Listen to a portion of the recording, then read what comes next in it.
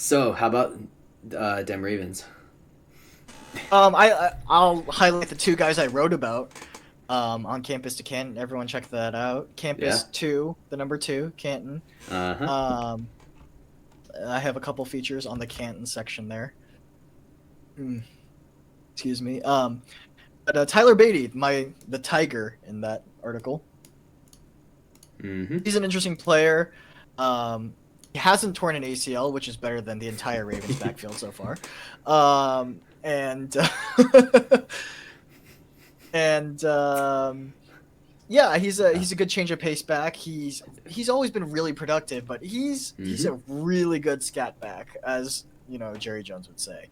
I'm very He happy is to not going. replace Justice Hill with him. I'm Well, very happy to replace Justice Hill with him. You have no sure. idea. I think he's a good value in the sixth round as well. He's not going to run anyone over, but he is fast and he has this great knack of stringing together cuts on the interior.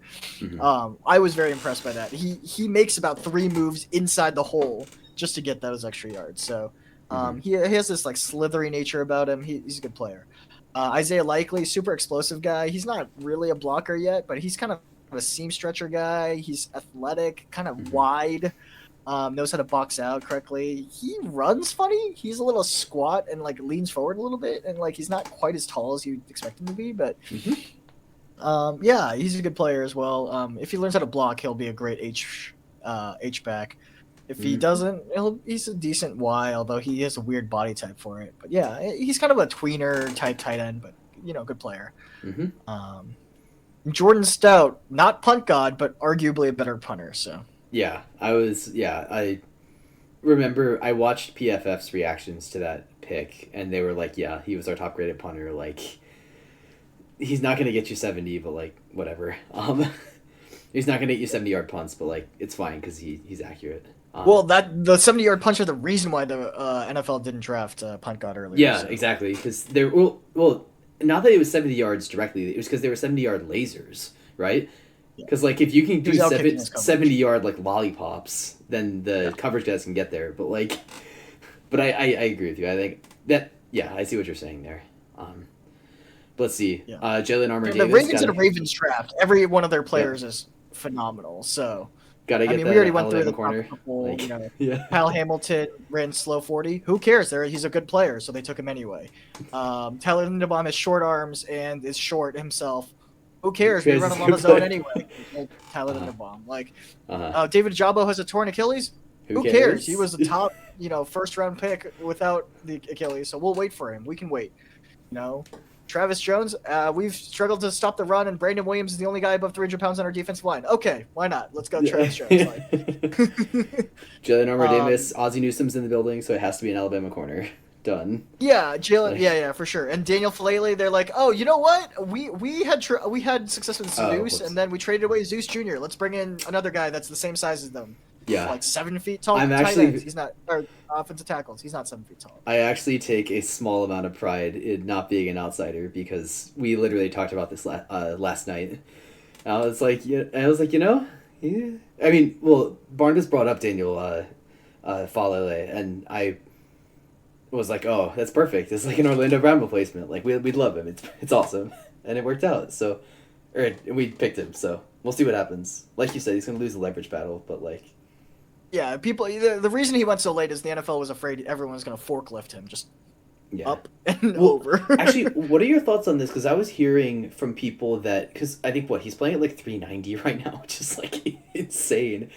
Yeah, when you're that tall though, it's not a big deal. Yeah, and people were saying that he would need to get down to like the 360 or 350 Yeah. to play tackle even at his height. What are your thoughts on I that? think he needs to convert some of his weight over to muscle Sure. because I think he does hold a little more fat than he needs to. Hmm. But he moves really well for a guy that size. Hmm. He really does. Like it's not like Mekhi Becton where it's like, oh yeah, he can move, but like maybe movement isn't his strength. But no. Like Daniel Falele has very good feet actually. Hmm. And so for a guy who's like a legitimate 6'8", he moves really well. And like he will lose the leverage battle, but he has long arms, so he can win a lot of battles. He was Hmm. fine in the Big Ten. And like the Big Ten, as tough, rough and tumble guys, and he survived. So he's a good prospect. Mm-hmm. Nice. I guess for the sake of time, I'll give you the out. Or do you have any other thoughts on the Ravens before we move on? Charlie Kohler is a good tight end too. He's Sure. receiving only basically. He can't block to save his life. So Yeah. but yeah, he's a We good don't player need as it for that. We have Yeah. Nick Boyle for that, so it's fine. Are you going to keep Nick Boyle on roster? That's the bigger question here. I mean, it would be hard for us not to. Like, Nick Boyle You might be able to sneak Kohler onto the practice squad. I will say that. Yeah, like I really think Nick Boyle is. I think the Ravens love what Nick Boyle does. I'm not necessarily saying that he is. I'm not necessarily saying I agree with him being on the roster, but I think he's one of those guys that like the Ravens love, and so they'll just keep him on the roster. Yeah. Yeah, they might need a few years, but yeah, Nick Boyle's a null, so let's go. Yeah, go Knowles. Let's go, baby. Yep.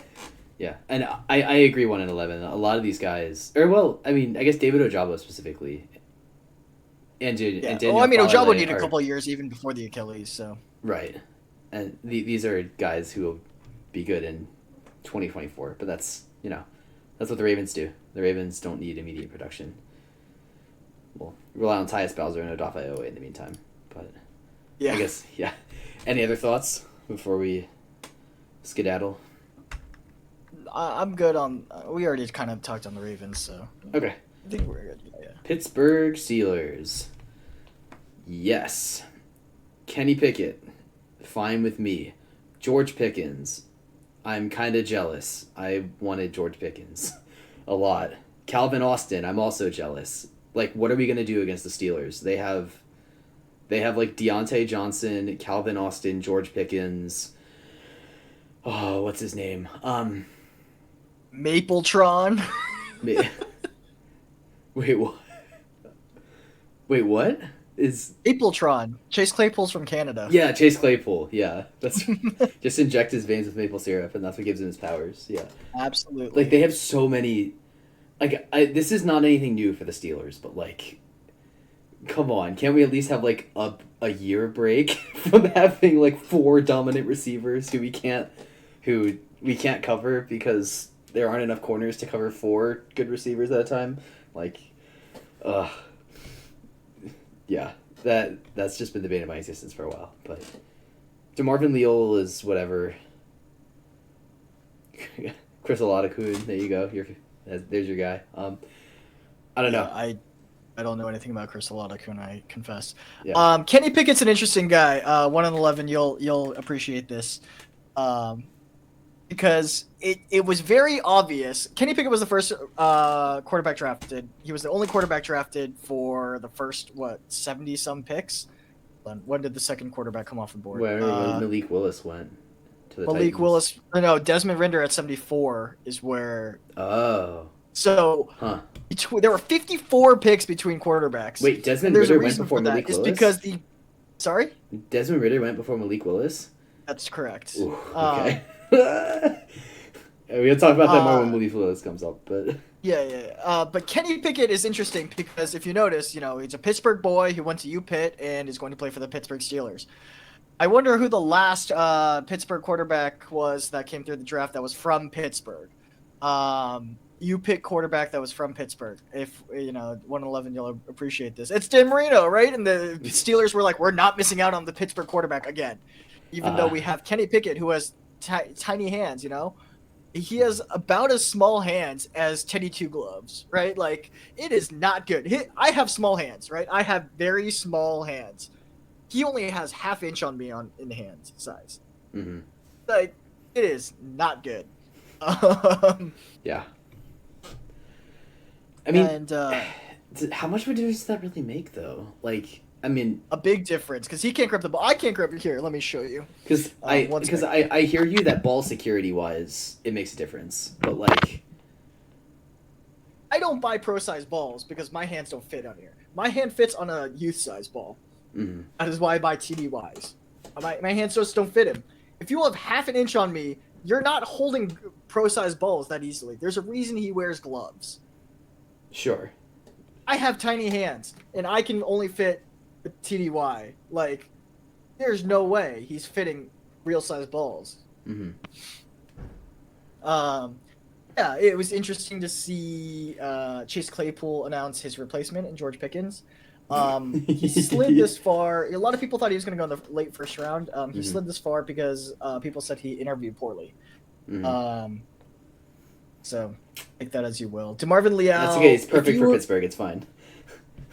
Yeah. All the wide receivers with personality problems, right? And that's the stereotype. I mean, okay, Heinz Ward was half Korean, so that's not personality problems. That's just being Asian.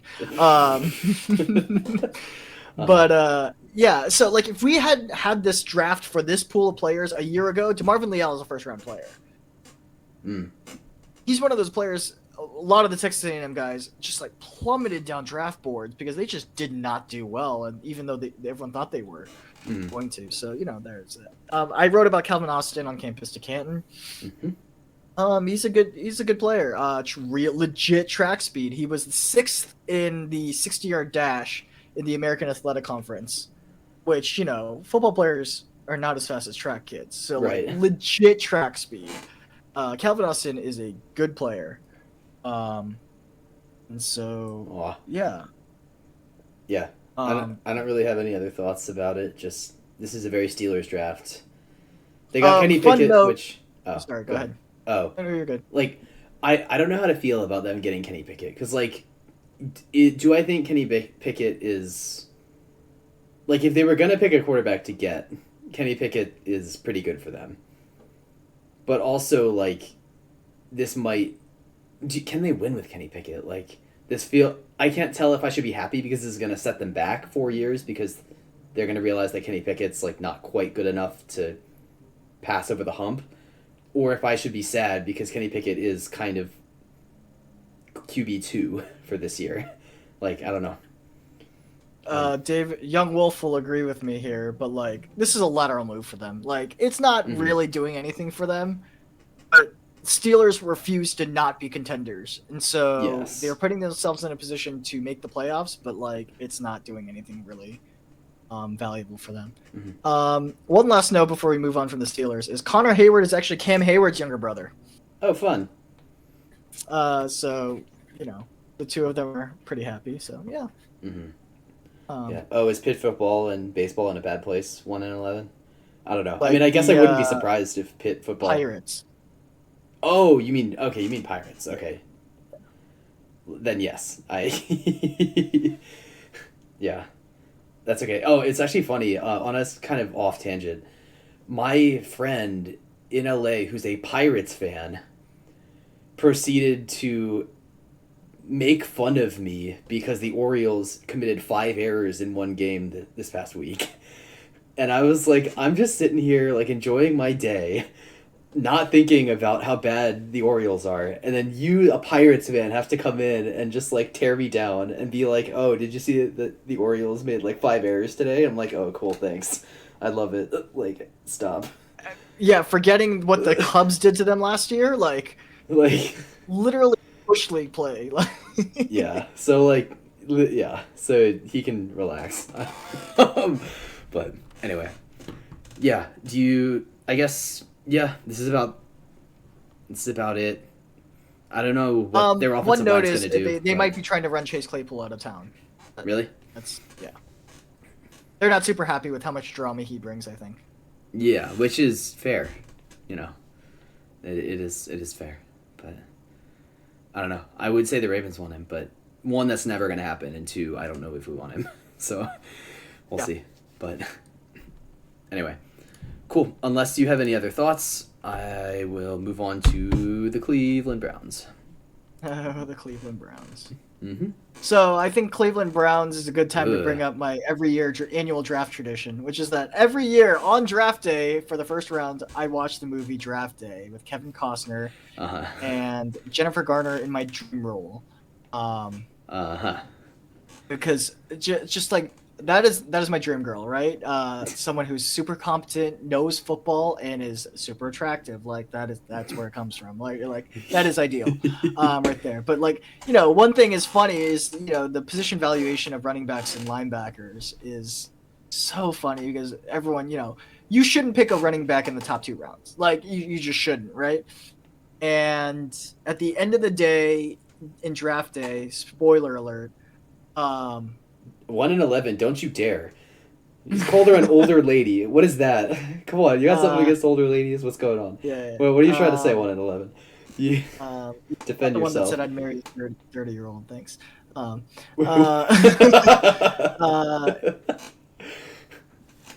was I saying? Oh, but at the end of the day, the Cleveland Browns, led by Kevin Costner, leave the draft with having used 3 second-round picks and 2 first-round picks.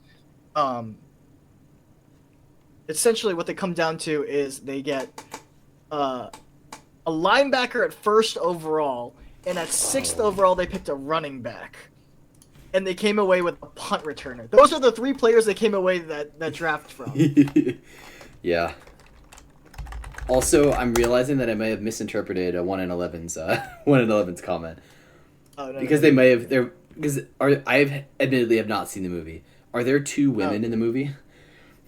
No, there's only one. It's Jennifer Garner. She's okay. She's like in her 30s, maybe 40s. Okay, because I part of me wondered if they were asking, like, maybe there was a younger woman and an older woman, and they were like, oh, is Jennifer Garner the older one? No. But no, they're just calling Jennifer Garner old. Yeah. Got it. So the Browns had an interesting pick, interesting draft. Obviously, those picks went to Houston, so they didn't pick until the 3rd round. Martin Emerson's an interesting guy. He's kind of tall, kind of slow. Think like Cam Dantzler a little bit. Mm-hmm. He's a little faster than Cam Dantzler, but he's not terribly fast. Sure. Alex Wright is it's whatever. He's fine. David Bell, I don't think I've ever seen him run anything but a slant, which is an exaggeration, but only barely. He is slow, slow. Deshaun Watson can throw slants though, so it's fine. Yeah. Right? Okay, yeah. I mean, he does, yeah. Apparently, the reason why his 40 was even slower than he expected was because George Karlaftis made them run their 40s outside shirtless. Because, of course, you're in Indiana. Yeah. Perry and Winfrey was a value at 108, Mm-hmm. It is what it is. Cade York was the first kicker off the board. I was sad. I wanted him on the Cowboys. He should have been a Cowboy. Sorry, boss. Yeah, it is. It happens. Jerome Ford's a decent running back. He's kind of an all-around guy. He has the speed to break it, but also he's not the most shifty guy. So he needs a well-blocked play, or else he's not going to make it out there. The late round guys are nothing really notable. Isaiah Thomas is kind of small. That's why he was drafted so late. Okay. Cool. Any other thoughts, or are we good on the Browns? I am good to go. I don't have much to say about that. Yeah. Sonny Weaver Jr. Bengals. Oh boy, the Bengals. They have an interesting draft. I like Dax Hill. Yeah. Tage pointed it out. Dax Hill was a great pick, and the reason is like I was saying, his evaluation was super fun because he lists as a safety. He actually played mostly slot at Michigan, and he did a really good job of it. And he's a little bit small, but he doesn't have short arms, so he's fine, Mm-hmm. Dax Hill's interesting because there's nothing in his profile that says he can't play outside corner. He can play outside corner if he wants, and so you can maybe finally get rid of what's his name, the guy that used to play in the Giants. Eli Apple. I was like, cherry? Basically. Some flavor of pie. Some fruit, yeah. It's fruit, man. Maybe he can replace Eli Apple. Or, Jesse Bates is coming up on a contract or the end of or not Jesse Bates. The other safety is coming up with to the end of a contract, so they might have to pay him. So he can fill in there as well. So it's a good fit. Cam Taylor-Britt's a physical Big Ten corner, not like the Ohio State guys, but everyone else. Yeah. It's fine. Zachary Carter was a huge reach. I didn't have him until the 7th round. Cordell Volson's going to need a couple years. He doesn't have an anchor. He's probably going to have to stay out of tackle, but gain some strength because he is weak. Tyson Anderson's just a big hitter. He's fine. Jeffrey Gunner, Coastal Carolina. He's part of that big Grayson McCall, Isaiah Likely, part of those guys that are just creating resurgence at Coastal Carolina. Yeah. He's good. He was the one that kind of hit Zach Wilson really hard. If you remember last year, he was one of those guys. There was a video of the two of them just dogpiling on Zach Wilson after the play or whatever. Jeffrey Gunner was one of those guys. So he's fine. He'll be a contributor. Yeah. I think what makes me the happiest about this draft is that they didn't do anything for their offensive line. They did some stuff in free agency, which helps, but they literally just... They have Lyle Collins. I think they're good. guess, but like they don't have it. Like they don't have. I mean, what? Who are their Jonah tackles? Williams is coming back, or Jonah Williams was back. Jonah Williams, and then the other one who they just drafted, who got hurt the whole season. Or is that Jonah Williams? That's Jonah Williams. That is Jonah Williams. Yeah. The other one. Oh, I forget who the other one is. And Spain played out of his mind for them. Like they're okay. Yeah. Okay, I guess. I just need a reason to feel like I have a chance because the Bengals just torched the Ravens twice last year. Granted, our entire secondary was hurt, so like that's a thing. But even still, playing press man against Jamar Chase and T. Higgins feels not great. But I don't know. I think T. Higgins is overrated, but I agree with you. Like that doesn't sound like a fun time. Yeah, now that we have Mike McDonald and can actually play like some like too high safety zone, like nice. That feels a lot better for what the Bengals are trying to do. So I'll take it. Any other thoughts? And honestly, that's okay. Quarter halves is all the rage now. So everyone's playing cover 6 now. Mm-hmm. Yep, works for me. Oh, any other thoughts on the Bengals before we move on? They're a good drafting team, but they like who they like. Yeah, they like it is what it is. Zachary Carter and Cam Taylor-Britt were probably both a little early, but that's okay. Mm-hmm.